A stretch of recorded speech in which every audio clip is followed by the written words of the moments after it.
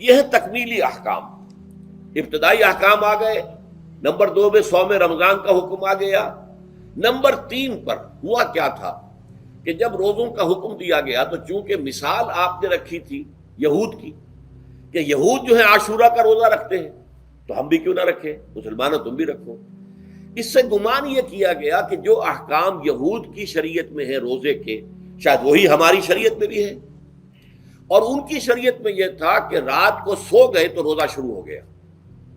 اور وہ روزہ اب نہ کوئی سحری ہے نہ رات میں کے دوران کوئی میاں اور بیوی جو ہے وہ ہم بستری کر سکتے ہیں،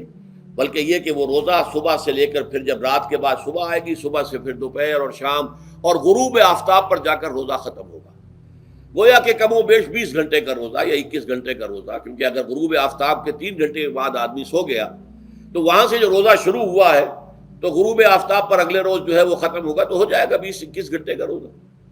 یہ روزے کا حکم لوگوں نے سمجھا، اس کی صراحت کوئی نہیں تھی، لیکن لوگ جو ہے چونکہ صراحت منفی بھی نہیں تھی مثبت بھی نہیں تھی، لہذا وہ رات کے وقت میں جب دن ہوتے تھے روزوں کے، ان کی راتوں میں وہ اپنی جو بھی ایک طبعی ضرورت ہے جو ہم بستری ہے میاں اور بیوی کی، شوہر اور بیوی کی، وہ کر گزرتے تھے۔ جذبات کے اندر جو بھی اس وقت ان کی احتیاج ہوئی، دل میں کھٹک رہتی تھی کہ پتہ نہیں ہم نے یہ صحیح کام کیا نہیں کیا، غلط کیا، تو اس سے یہ کہ ظاہر بات ہے کہ پھر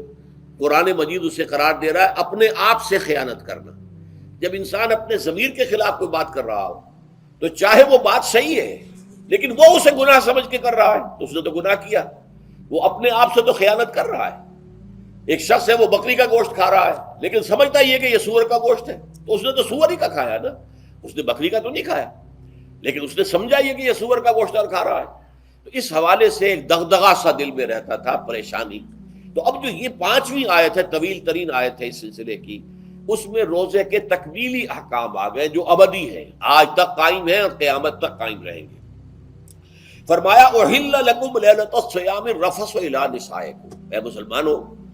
روزے کی راتوں میں تمہارے لیے حلال کر دیا گیا ہے اپنی بیویوں سے اپنی خواہش کا پورا کرنا۔ رفث الی نسائکم ہن لباس لکم وانتم لباس لہن، وہ تمہارے لیے بمنزلہ لباس ہیں، جیسے لباس کے اور انسان کے بدن کے درمیان کوئی حجاب نہیں ہوتا، ایسے ہی شوہر اور بیوی کے درمیان بھی کوئی حجاب نہیں رہتا۔ ہن لباس لکم وانتم لباس لہن، اور ویسے بھی ایک معنی میں کہ جیسے لباس آپ کو گرمی کی شدت سے بچاتا ہے، ورنہ ہو سکتا ہے کہ تیز دھوپ جو ہے جو عرب میں ہوتی تھی وہ تو آپ کی کھالوں کو جلا دے، تو یہ حفاظت کا ایک ذریعہ بھی ہے۔ اسی طریقے سے شوہر کے لیے بیوی اپنی عفت و عصمت کو برقرار رکھنے کے لیے ایک ذریعہ ہے کہ کہیں حرام میں منہ نہ مارے، بیوی موجود ہے، حلال ذریعے سے اپنی خواہش پوری کرے۔ اور بیوی کے لیے شوہر اسی طریقے سے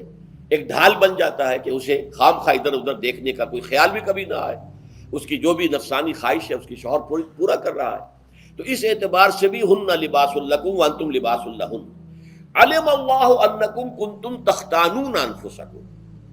اللہ کے علم میں ہے کہ تم اپنے آپ سے خیانت کر رہے تھے۔ اس کی وضاحت میں پہلے کر چکا ہوں کہ دل میں یہ دغدغہ تھا کہ یہ حرام کام اور کر رہے ہیں،